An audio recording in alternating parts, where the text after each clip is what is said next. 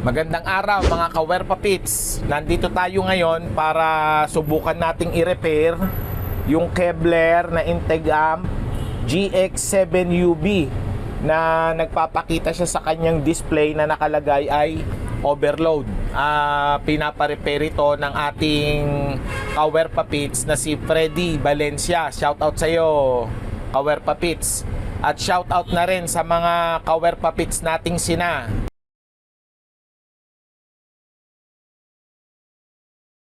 Pero bago yan, yung mga bago pa lang sa aking channel, huwag nyo kalimutang mag-like, share, and subscribe. At i-click nyo na rin ang notification bell para lagi kayong updated sa mga video na mga gagawain pa natin.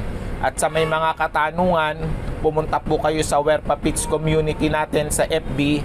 Doon po kayo mag-post para masagot din ng ating mga kasamahan sa Werpa Pits community. Ito nga pala yung Kevlar na GX7UB na ang reklamo ng ating customer ay overload at hindi raw pumipitik ang relay. So ito yung ating tutuklasin step by step. Sundan nyo lang ako mga ka-Werpa Pits.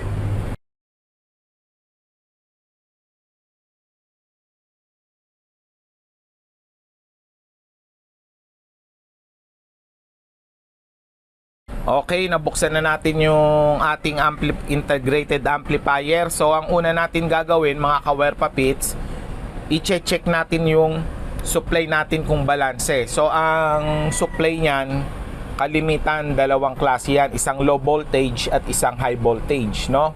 Okay, so ito yung portion na to na makikita yung capacitor, malimit yan, supply yan sa ating mga IC. Karaniwang IC is 4558. So checkin natin kung merong supply yan na from plus and minus 8 volts to plus and minus 15 volts, ganun yan. So dito naman i-check din natin kung balanse yung supply nito, i-actual natin. So may nakalagay na 10,000 microfarad 80 volts. So malamang mga 60 ang supply nito, pero makikita din natin sa toroidal transformer. Teka, titingnan ko lang. 45045, so mga 63 volts to. Okay, so i-actual na natin. Okay mga ka-Werpa Pits, gamit ang digital tester, set natin sa volts DC. Okay, so ngayon ang tanong, Werpa Pits, saan kami magsusukat ng voltahe? Okay, etong isang test prod natin, pwede natin lagay sa minus dito sa kaduktong nito, or eto minus yan, ground yan, at dito sa fuse na to, eto, so mache-check nyo yan, ayan, 62.78. so kabilaan nyo te-testerin yan para masiguro yung buo yung fuse. So yung minus natin 62.77, so parehas lang sila. So ibig sabihin wala tayong problema sa supply natin sa power amplifier. Sunod natin te-testingin yung supply natin ng IC. Okay, so kung makikita nyo yung 4558 na IC dito, kahit isa. So yung pin 4, tandaan nyo lagi naka-ground yung ating isang test prod, naka-ground. So yung pin 4 minus yan. Titingnan natin. Ayan, so minus 12.03. Okay, sunod pin 8. So 11.83, okay lang yan. So ibig sabihin wala tayong problema sa supply. So sunod, i-check natin mga ka-Werpa Pits yung amplifier mismo. So dalawang channel yan, sabihin na natin channel A, channel B. Ayan, so i-check natin kung bakit hindi napitik yung relay. Malimit yan, may tinatawag na DC offset. Okay, i-check natin. So ganun pa rin, naka-ground. Etong emitter resistor, i-check natin. So wala siyang offset. Ayan, wala. So etong kabilang channel naman, ayun, may offset yung kabilang channel. Merong negative 3 volts. Ayan, so etong channel na to, wala lang nakaprint sa board kung channel A ba siya. Left channel. Ayan, so may negative 3 volts. So identify na natin na nandito yung trouble natin, no? May 3 volts siya na supply na nag-o-off ng relay natin, etong protection, kaya hindi siya gumagana. So yun yung tutuklasin natin. Sundan nyo ako, mga kawerpapits. Okay, base sa experience ko, yung mga gantong design ng circuitry, malimit tinatamaan dito yung tinatawag na differential amplifier stage or differential transistor. So kung nasaan yan, eto, malimit tong dalawang transistor na to. Ayan, ito tinuturo ko ng test prod na block, isa, dalawa. So suspecha pa lang natin yan, hindi pa natin sigurado, no? Pero yan yung basic na papalitan natin. Ayan, so kailangan natin kalasin yung board niyan. So tanggalin natin yung tornilyo ng heat sink.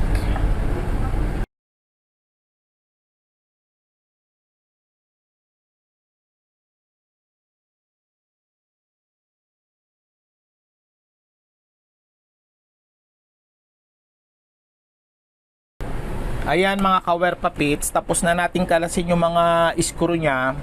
Sunod natin tatanggalin yung mga wire. So tatandaan nyo kung saan nakakabit. Kagaya to, hindi nyo rin naman mababaliktad yan pagbalik. So tandaan nyo lang kung saan nakalagay. At saka yung wire nyan malimit sakto sa haba. So ito, tatanggalin din natin tong socket na to. Ayan, so kung mababaliktad naman na natin at kaya na natin kuwanin yung yung piyesa nating hihinangan, pwede na yan. Ayan, so pwede na nating okay. So hanapin lang natin yung suspect natin na transistor. Ito malimit yan, tinatamaan. Okay, so ibang tip na din, no?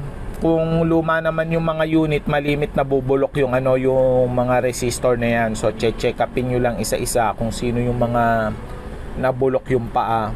Pero kung mga gantong sariwa, no, kita naman natin na intact naman yung kanyang mga paa. So magte-testing talaga tayo ng transistor dyan.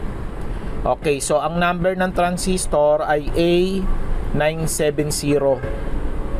So yun yung naka-print dito. Tingnan natin sa actual kung yun nga.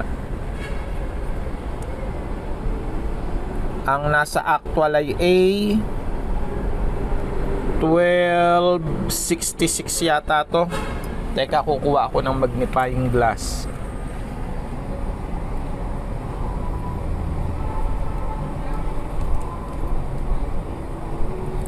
A1268. So tatry lang natin kung siya nga yung yung may problema.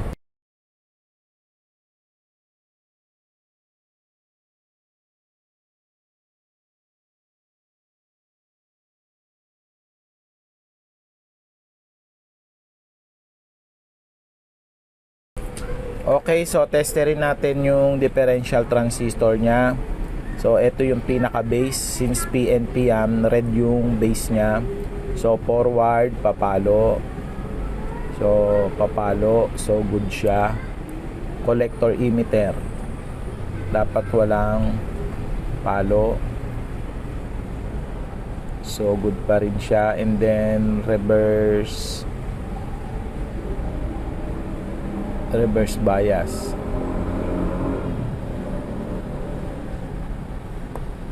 So good yung transistor. Yung isa naman, so ganun din. Good.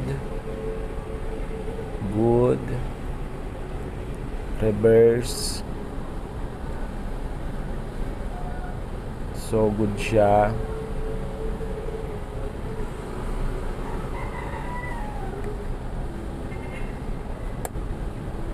So good siya, no?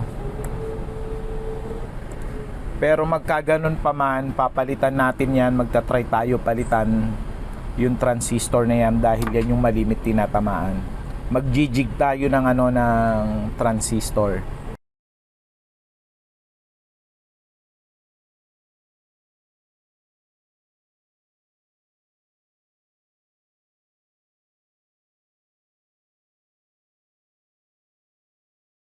Mga kawerpa pits, after natin maikabit yung differential transistor niya, so pinalitan na natin ng A70. So hindi pa natin ini-screw or tinotornilyo.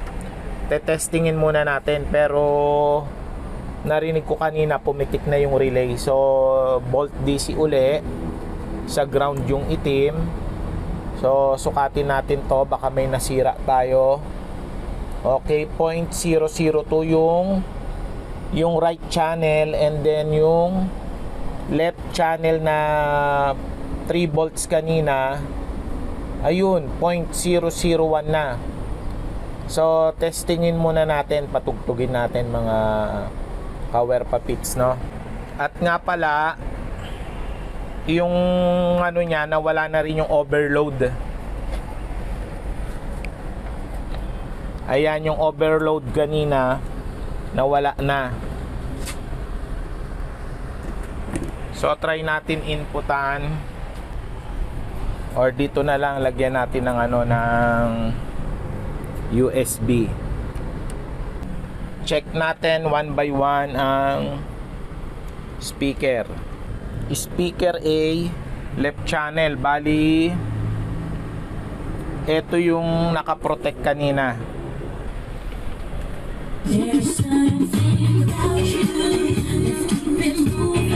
So yan yung left channel. Yung right channel naman, tetestingin ko. Speaker A.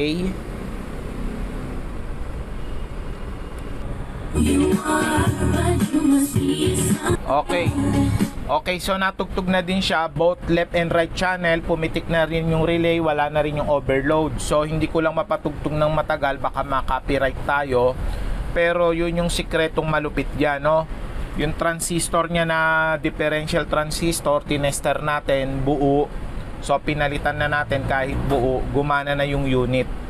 So yun lang mga kawerpa pits, sana may natutunan tayo na malupit-lupit na sikreto na pwede kayong makatipid or pagkakitaan nyo. Like and share na lang sa mga kawerpa pits natin dyan.